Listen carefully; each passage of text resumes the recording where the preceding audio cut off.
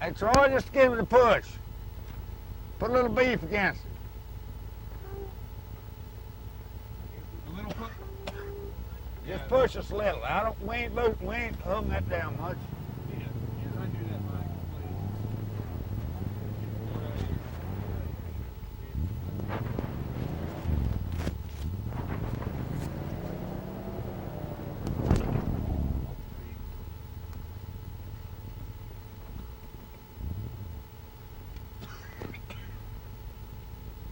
I got all kinds of noises.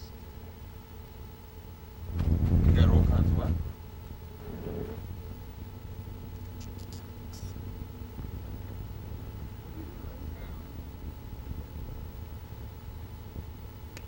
So, there it is. I think when we did that cable yesterday, now we got audio ground problems. On everything? Well, everything that we're shooting right now.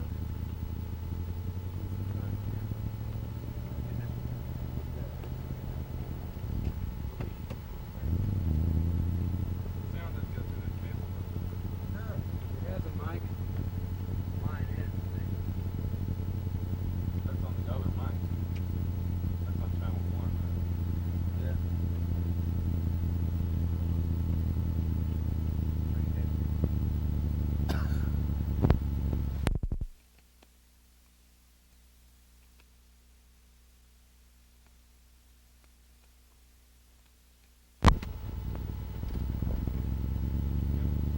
Is it really bad? I think it's the ignition system. Shut up.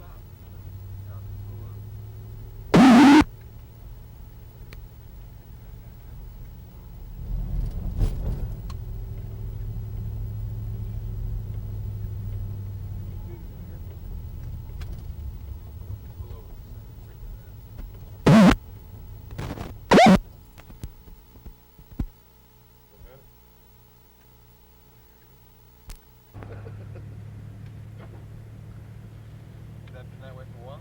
Been that way since we started. Hello?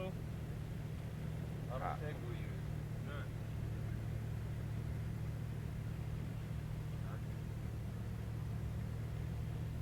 What were you saying about that simple still? Well, it was just a 55-gallon oil drum buried down in the bottom, about that far in the ground. Yeah. And it had a furnace spill around it. It had a 50-gallon wood barrel just like we got for a cap. Alright. And had a 3-inch water gutter coming out ahead, a round gutter, downspout coming out into. We had a half barrel for a thumper. And running into, we had a good coil, but however, he was firing it too heavy or one day, and he had done run one charge, had another charge, and he fired up too much, and it boiled all this old bran and stuff out, and it got up in his steam line, and it just cooked in there like cornbread, and clogged his line up. Really? And it kept spewing the steam out here and there, and he kept caulking. And he was going to climb up there, he was going to climb up on top of it, try to hammer the head down, the cap down a little more. And by the time that 50-gallon barrel left, about treetop high, whoom, and damn scalded him with hot steel beer. Hell, he grabbed up a little old foot tub full of damn whiskey and poured it on him to cool himself down with. But it still took a hide off him. His damn shoulder plumbed his knee down one side. And that damn, hell, anything boiling about 212. Goddamn, when it's under pressure, it gets a hell of a lot hotter than that. Really? And damn, it just took the hide off him. He poured that whiskey on him, just grabbed that tub up, just poured it on him and cooled it down pretty quick, but still hell, all the hide come off of him. There's some boys out here back at the university down in Swanee one time that had a still out there and blowed on them. It throwed a rock out of the furnace and hit one guy on the damn hip. Crippled him up. Hell, he's in the hospital for about 2 or 3 weeks on account of it. The steam is dangerous as hell. You get one of them damn things clogged up, or you get a damn, somebody don't know what they're doing, they get the damn fill a cooker or something from to the top where it ain't got room to boil and condense. Well, hell, something's got to blow up. Something's got to go. Hell, yeah, and a lot of people get scalded bad around a damn steel. I know a fella one time in his slop catcher, they just let slop out of the cooker. He about half drunk, slipping around there, and his foot slipped, it's muddy, and his foot slipped, his leg run off down in that boiling goddamn slop. And hell, halfway up to his knee, why, hell, they had to grab skin.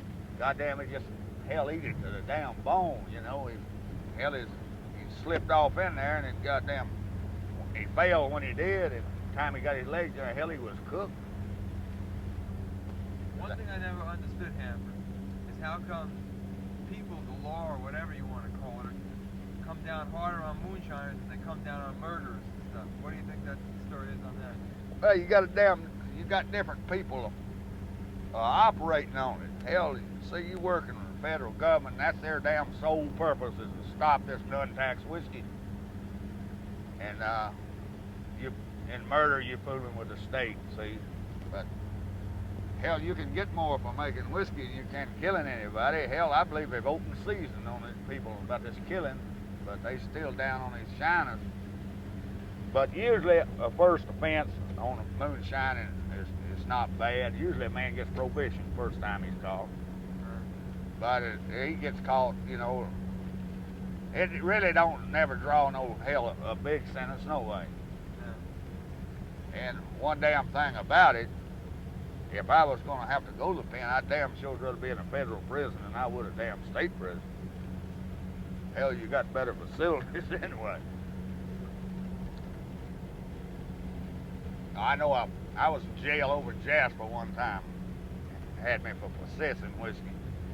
And they had a boy in there that stole the automobile. And when they took him over to court, hell, he'd been to the state pen 3 or 4 times. So when they took him over to court, he told them he'd been down in Georgia and Alabama in that stolen car, so therefore that made it a federal case. He knowed he was going to pen, but hell, he fixed it so they sent him to a federal pen instead of a damn state, which was, I'd have done the same damn thing had I been in his shoes. We used to have a big run-in with the Jasper policeman, right? What's that guy's name, Bill Malone? Ah, hell. What's the story on that? He took me to jail every damn time he'd see me. Goddamn, if he seen me twice a week, I went to jail twice a week. Of course, I was usually qualified. That's right after I came out of the Army. You know, about the mid-50s. And hell, every time he'd see me, of course, I'd be drunk, and he'd take me to jail. Hell, he must have took me to jail 50 times. And I guess he turned me loose about that many times. But hell, it's got to be habit. Well, damn, having to go to jail 3 or 4 times a week. You wrote a song about him, didn't you? Oh, yeah. You want to sing some of that for us? Could you? It ain't an easy song to sing. Well, just try a little. Well, let's see. I don't know how to catch on the SC. Hadn't sang it in a year, I guess. Now this was, when I made this was back when the fine wasn't too much, see. The fine was only $15, and so that's the song. People laugh about it now. They're $15. They know, hell, they don't remember when it was $15. Hell, I remember when a drunk fine was $7.50. But them days are gone forever, I guess. You see how that goes. Have you ever been to Jasper in the car? Have you ever been to Jasper in the car with Bill Malone and spent a whole damn weekend in a house that made of stone? Well, there's one thing sure and certain, because I'm the one who knows. It'll cost you $15 before they let you go. Well, you see familiar faces when the jailhouse door to slam, 'cause they got 'em by the carload from the state of Alabama, and state line to Montego and back along the way. And if you ain't got the money, well, I know just where you'll stay. One day we were riding in a beat-up Chevrolet. Had a quart of moonshine whiskey just to brighten up the way. That's when old Bill approached us in a friendly kind of way. Said, park your car and go with me, 'cause I know a place to stay. And he prowls along the mountains many hours of the day in search of moonshine drinkers in the ditch lines we do lay. He'll talk about the weather or anything you say, but when he parks the car, you can see the bars of the place where you're to stay. I really like that one, Hammer. That's a beautiful song. How's audio, right? Great. Man, I hope it's, That's really beautiful, man. hope it's sheet metal shop, folks. Yeah. Yeah, that's a good one.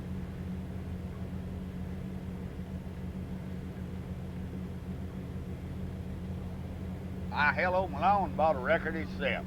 Yeah. He said, hell, you gonna buy a record? I said, well, hell, many times you took me to jail to buy one of your own damn money. I was spending enough of mine and going down there. One time I was down in jail and Johnny Mathis was sheriff. Man, he was a good fella too. And I'd been in there a couple of days and he said, Hamper, are you losing any money for being locked up down here? I said, why, hell yeah. I'm losing about $15 damn a day being in here. Hell, I'd been on the drunk. Hell, I hadn't worked none in 6 weeks. I just run the sandy on him. So directly he hollered for me and turned me loose. He said, now, goddamn it, you're supposed to have money to pay your fine when you come down here. And I said, now, I didn't plan this damn trip to begin with. Now, you take that up with Bill Malone. Hell, you think I wanted to come down here? So he turned me loose and had one of his deputies, got one of his deputies to haul me back to Montego, Jasper, which I thought was pretty damn good. That's nice, man. I appreciate it.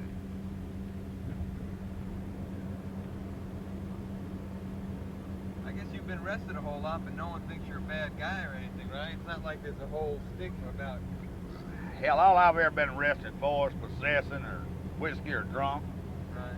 Except the time they picked us up that damn steel. Hell, we could have beat that in court, but at the damn time, as when the court was going to say it was been in damn July, and that time I was working the carnival circuit, and hell, it'd cost me money to have to come back to court.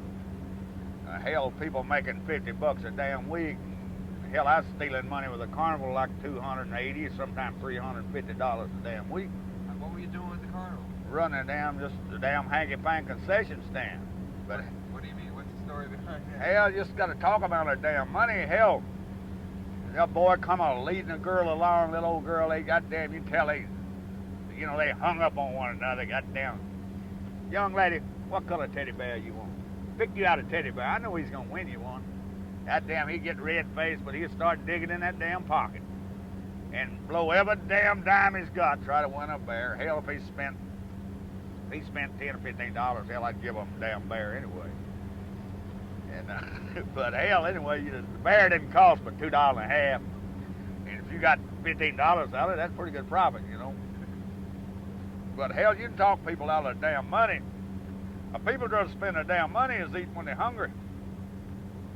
Hell, you can sell anything to a damn person. You just got to talk to them.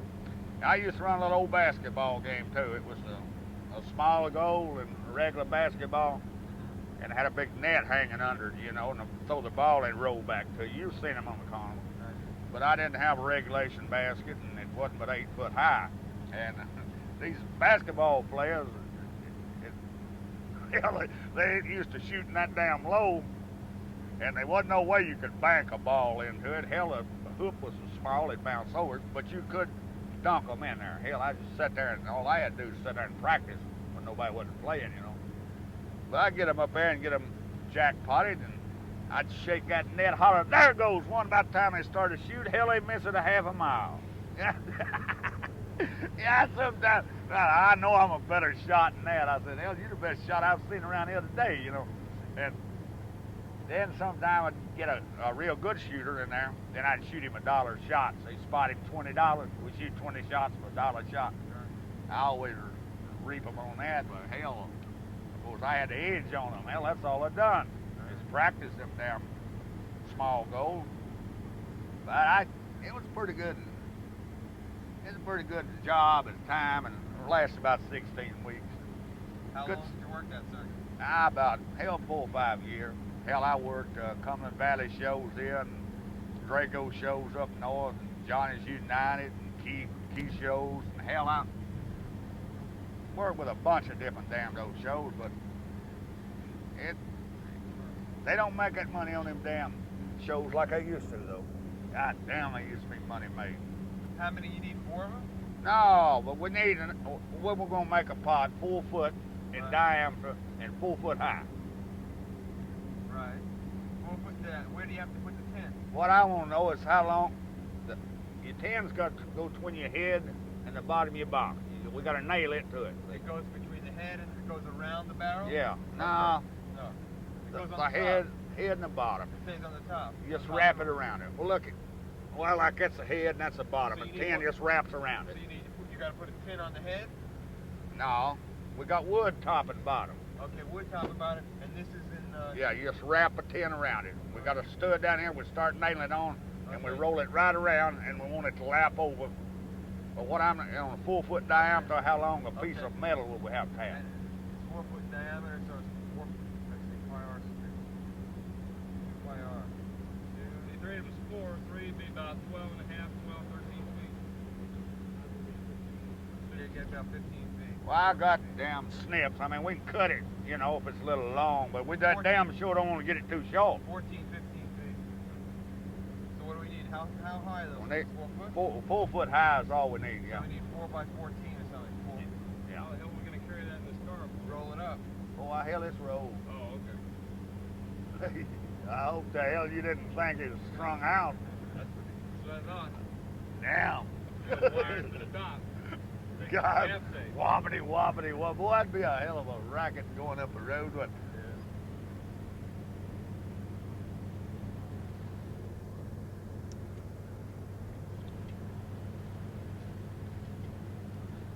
Damn, my mother's sort of sick. I'm sort of worried about him. What's the matter? Having chest pains.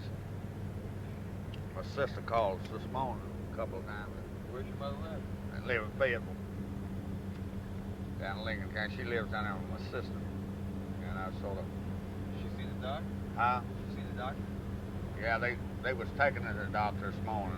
Yeah. My sister, she's a nurse. She thinks maybe it might be pleurisy, but my mother's had heart trouble, so they ain't sure.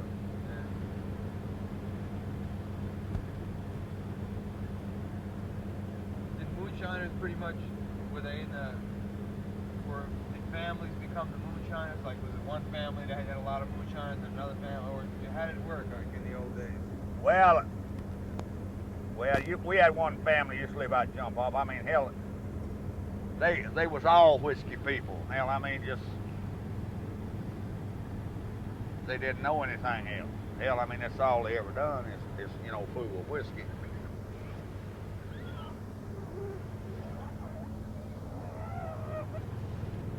Who was the best moonshiner you ever heard about in this part of the country? Well, it's before my time. I hear my dad talk about him a lot. Was